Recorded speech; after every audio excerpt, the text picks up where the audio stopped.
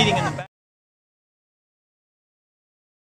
So, you know, we've kind of cut our teeth on something that we have been honing over the years, and that are these one-day production sessions. So we have students that come on, and they're selected in very different ways. You know, sometimes they're very talented. They have a lot of support in music and in digital media, and they come on and they use the tools, working with the staff to create something, you know, that's original. Whoever the students are, the vision really is that the students come on without any preconceived notion of what they're doing. They don't come on with a song that they wrote and then they want to record it. They don't come on with an idea for a video and then we shoot that. They don't come on with a storyboard and then we realize that. There's a lot of value in all of those things, and occasionally something like that might happen. But really, the whole thing is based around assessing the kids that we have on that day, that 8 or 10 or 12 students, finding out who they are, what their backgrounds are, do they play music, have they ever even touched a keyboard before, or strummed a guitar, or heard themselves on a microphone. And sadly, that's often no, they never have. They have no access or exposure to it.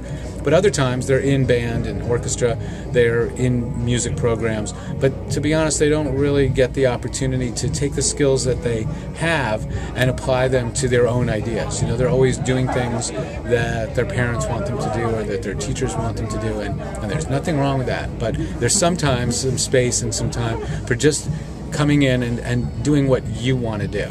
And that's what the bus experience is about. So the kids have to collaborate.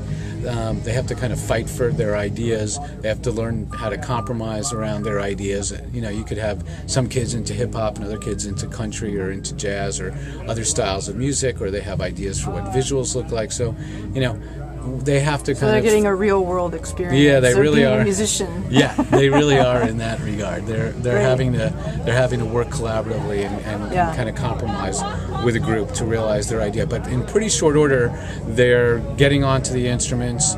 They're starting to write lyrics. We're getting the pieces of the song together, teaching them how we actually record a song using Pro Tools, and how we approach shooting and creating video using Media Composer and the great Sony cameras that we have on board.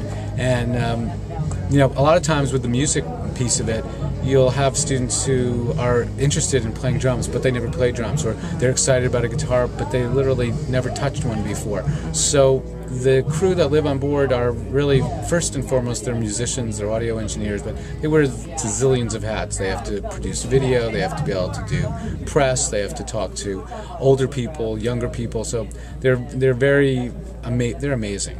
I'm so impressed, and really the passion of the bus is really in the heart of the engineers who live on board. You know, it's the coolest studio in the world, but it's just a studio. And you could have a studio anywhere. It's really what it's the heart. It's really the heart of the crew members and the heart and the spirit of the bus, which is really the living legacy of John.